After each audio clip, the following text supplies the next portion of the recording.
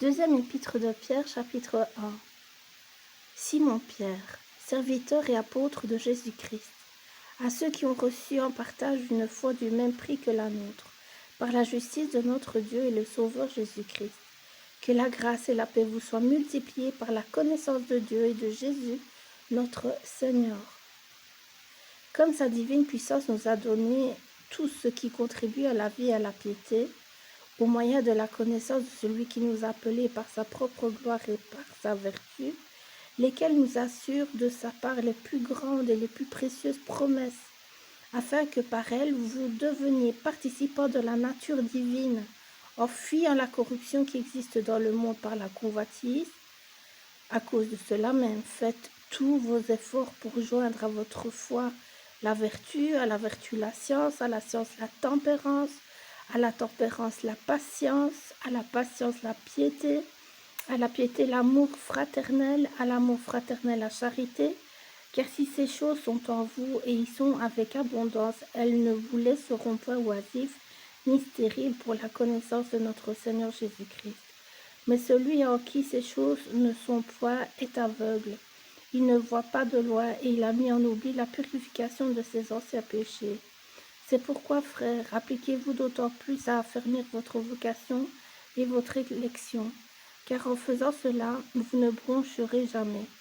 C'est ainsi en effet que l'entrée dans le royaume éternel de notre Seigneur et Sauveur Jésus-Christ vous sera pleinement accordée. Voilà pourquoi je prendrai soin de vous rappeler ces choses, bien que vous les sachiez et que vous soyez affermis dans la vérité présente. Et je regarde comme un devoir, aussi longtemps que je suis dans cette tente, de vous tenir en éveil par des avertissements, car je sais que je la quitterai subitement, ainsi que notre Seigneur Jésus-Christ me l'a fait connaître. Mais j'aurai soin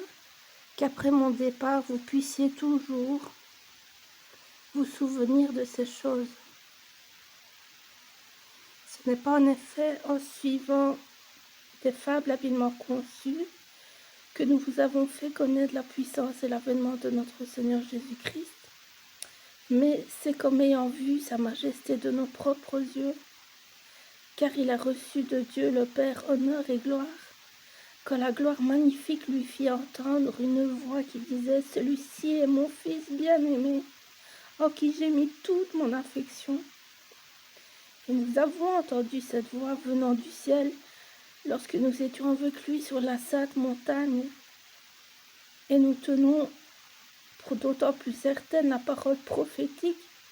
à laquelle vous faites bien de prêter attention, comme à une lampe qui brille dans un lieu obscur, jusqu'à ce que le jour vienne apparaître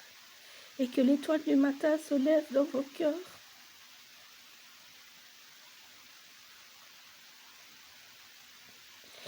Sachant tout d'abord vous-même qu'aucune prophétie de l'Écriture ne peut être un objet d'interprétation particulière, car ce n'est pas par une volonté d'homme qu'une prophétie a jamais été apportée,